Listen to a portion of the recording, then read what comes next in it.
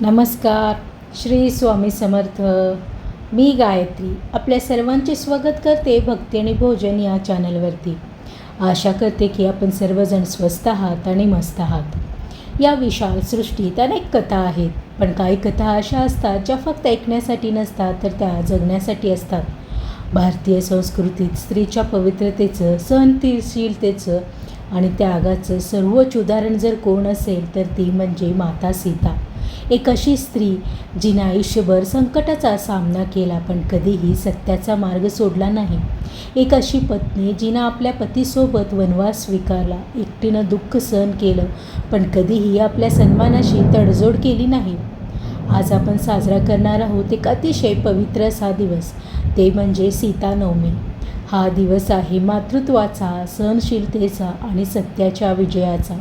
हा दिवस आहे एका स्त्रीच्या अद्भुत शक्तीचा, जिचं आयुष्य आपल्याला शिकवतं कितीही संकट आलं तरी धैर्य आणि श्रद्धा कधी सोडू नये. चला तर मग आज आपण जाणून घेऊया माता सीतेचा संपूर्ण जीवन प्रवास, त्याग, प्रेम आणि शक्तीची ही अद्भुत अशी कथा. आज आपण प्रवास करणार आहोत त्या काळात जेव्हा पृथ्वीवर धर्म, सत्य आणि साधेपणा नांदत होता. ही कथा आहे मिथिला नगरीची.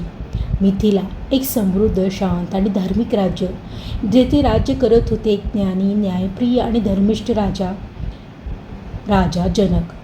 राजा जनक फक्त एक राजा नव्हते, तर ते होते एक महान ऋषी समान व्यक्तिमत्व, ज्यांना सत्य आणि धर्माचं गाढ ज्ञान होतं.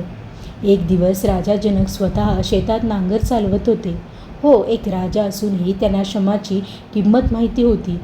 नांगर चालवताना अचानक काहीतरी वेगळं जाणवलं. मातीचा एक भाग चमकत होता. राजा जनक थांबले. त्यांनी त्या ठिकाणी माती बाजूला केली आणि त्यांच्या नजरेस पडली एक दिव्य, तेजस्वी आणि सुंदर बालिका. ती बालिका ना रडत होती ना घाबरलेली होती. तिच्या चेहऱ्यावर होतं एक विलक्षण तेज, जणू काही ती साधी बालिका नव्हती. राजा जनक थक्क झाले. त्यांच्या मनात एक विचार आला, ही साधी मुलगी नाही, ही ईश्वराची देण आहे. कारण ती बालिका जन्मली नव्हती, ती सापडली होती. म्हणूनच तिला म्हटलं गेलं पृथ्वीची कन्या. राजा जनकाने त्या बालिकेला आपल्या कुशीत घेतलं आणि तिला नाव दिलं सीता. सीता म्हणजे नांगराने तयार झालेली रेषा. ज्या मातीतून ती सापडली त्याच मातीतून तिचं नाव जन्माला आलं. सीता फक्त एक राजकन्या नव्हती, ती होती सहनशीलतेची मूर्ती, पवित्रतेचं प्रतीक आणि पृथ्वीच्या मायेचं जिवंत रूप.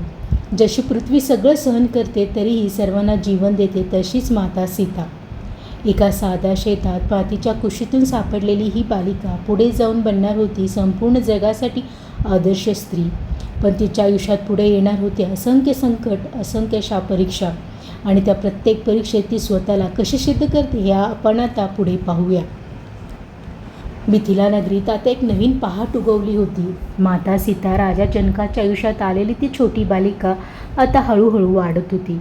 पण ती साधी राजकन्या नव्हती. लहानपणापासूनच सीतेमध्ये एक विलक्षण शांतता होती. तिच्या प्रत्येक कृतीत एक संस्कार, एक सौम्यता आणि एक दिव्यता दिसत होती. ती जिथे जाई तिथे आनंद पसरायचा, जणू स्वतः पृथ्वीचं प्रेम चालत होतं. एक दिवस राजा जनकाच्या राजमहालात एक अत्यंत पवित्र वस्तू ठेवलेली होती, भगवान शिवाचे धनुष्य. हे धनुष्य इतकं भारी, इतकं शक्तिशाली होतं की ते उचलणं तर दूर, हलवणंही अशक्य होतं. मोठे मोठे राजे, महान योद्धे त्यासमोर नतमस्तक झाले होते. पण एक दिवस लहानशी सीता खेळता खेळता त्या धनुष्याजवळ गेली आणि सहज तिने ते धनुष्य उचललं. राजा जनक थक्क झाले. त्यांच्या मनात एकच विचार आला, ही कन्या साधी नाही, ही दिव्य आहे. आणि मग राजा जनकाने एक निर्णय घेतला, जो पुरुष हे शिवधनुष्य उचलून प्रत्यय चढवेल त्याच्याशी सीतेचा विवाह होईल. ही घोषणा झाली आणि संपूर्ण आर्यावर्तात खळबळ उडाली. आणि मग त्या स्वयंवरात प्रवेश झाला एक शांत, तेजस्वी आणि दिव्य पुरुषाचा, भगवान श्रीरामांचा. त्यांच्या चेहऱ्यावर होतं तेज, डोळ्यात होती करुणा आणि चालण्यात होता आत्मविश्वास. सगळे राजे अपयशी ठरले होते. आता सगळ्यांच्या नजरा होत्या रामांकडे. राम पुढे आले. त्यांनी सहजपणे धनुष्य हातात घेतलं आणि एका क्षणात शिवधनुष्य तुटलं. संपूर्ण सभागृहात आनंदाची लाट पसरली. सीतेच्या डोळ्यात आनंदाश्रू होते, कारण तिला तिच्या जीवनसाथी मिळाला होता. राम आणि सीता दोन आत्म्याचं एक पवित्र मिलन होतं. ही कथा फक्त प्रेमकथा नव्हती, ही होती विश्वासाची कथा, नियतीची योजना आणि धर्माच्या मार्गावर चालणाऱ्या दोन आत्म्याची गाथा. पुढे आनंदानंतर त्यांच्या आयुष्यात येणार होते असे वादळ जे सर्व काही बदलून टाकणार होते आणि त्या वादळाचे नाव होतं वनवास. जिथे आनंद असतो तिथे नियतीची परीक्षा लपलेली असते. राम आणि सीतेचं आयुष्य आता एका नव्या वळणावर येणार होतं. राजा दशरथांचा शब्द आणि कैकेयीचा हट्ट या सगळ्यांमुळे श्रीरामांना मिळाला 14 वर्षाचा वनवास. भगवान राम राजमहालातील सुख, राज्य, वैभव सगळं सोडून निघाले. राम निघाले वनाच्या दिशेने. माता सीता, पण सीता माता पाहत बसणारी नव्हती. ती पुढे आली आणि ठामपणे म्हणाली, जिथे तुम्ही तेथे मी. राजमहालाचा आराम, सुखसोयी सगळं सोडून तिनं निवडला संघर्षाचा मार्ग. घनदाट जंगल, अंधार, अनिश्चितता, पण तरीही राम, सीता आणि लक्ष्मण एकत्र होते. लक्ष्मण आणि म्हणूनच हे सगळं सहन करत होते. एक दिवस वनात दिसला एक सुवर्ण मृग, अतिशय सुंदर, मोहक. सीतामातेला तो आवडला. श्रीराम, मला तो मृग हवा आहे. राम त्यांच्या मागे गेले. रामाचा आवाज मदतीसाठी ओरडल्यासारखा आला. सीतामाता घाबरली. लक्ष्मणांना जावं लागलं, पण जाण्याआधी त्यांनी काढली एक रेषा. लक्ष्मण रेषा, एक मर्यादा, एक सुरक्षा. आणि मग त्या क्षणी आला तो रावण, एक साधूच्या वेशात, पण मनात कुटील योजना घेऊन.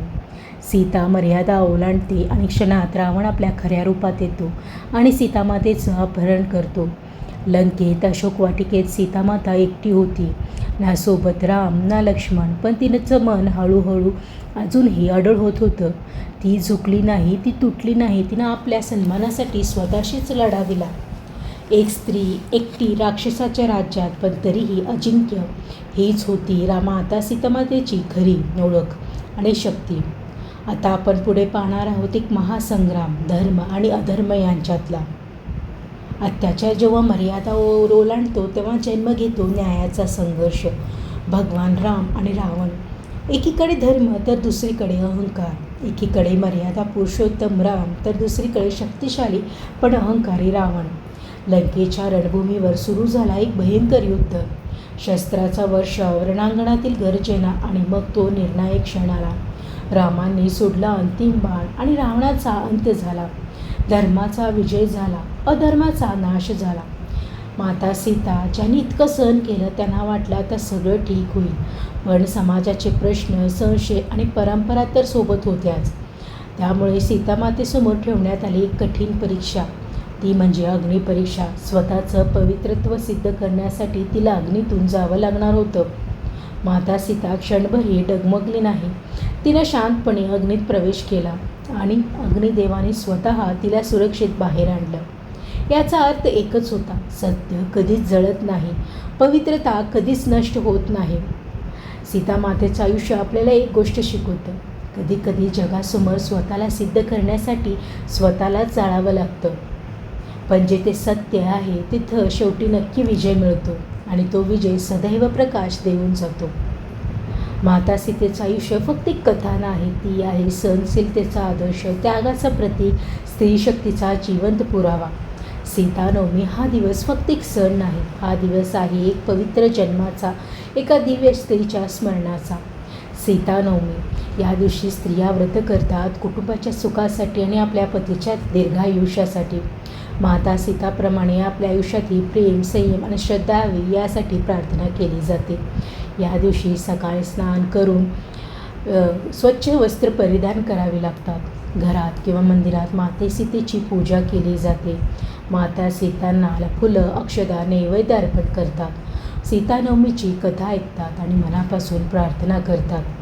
माता सीता आपल्याला शिकवतात, संकट आलं तरी धैर्य सोडू नका, परिस्थिती कठीण असली तरी सत्याचा मार्ग सोडू नका आणि सर्वात महत्त्वाचं, स्वतःच्या सन्मानासाठी कधीही तडजोड करू नका. जशी पृथ्वी सगळं सहन करते तरी सर्वांना जीवन देते, तशीच माता सीता होती. या सीतानवमीला आपण फक्त पूजा न करता त्यांच्या गुणांचा स्वीकार करूया. आपल्या आयुष्यात सत्य, प्रेम आणि संयम आणूया. कारण कथा संपते पण आदर्श कायम राहतो. मातीतून जन्मली, मातीशी नातं जुळलं, सहनशीलतेचं तिचं आयुष्य फुललं. सीतेच्या चरणी वंदन करूया, आपलं जीवन हे पवित्र बनवूया. जर हा व्हिडिओ आवडला असेल तर व्हिडिओला लाईक करा, आपल्या मित्रपरिवारासोबत शेअर करा, आपले विचार कमेंटमध्ये मांडा आणि त्याचबरोबर भक्ती आणि भोजन या चॅनलला सबस्क्राईब करायला विसरू नका. माहिती देताना जर काही माहिती चुकीची गेली असल्यास मी तुम्हा सर्वांची माफी मागते. मी गायत्री आपल्या सर्वांचा निरोप घेते. पुन्हा भेटूयात नवीन भक्तिमय प्रवासात, नवीन भक्तिकथेसह इथेच आपल्या भक्ती आणि भोजन या चॅनलवरती. तोपर्यंत नमस्कार. श्री स्वामी समर्थ.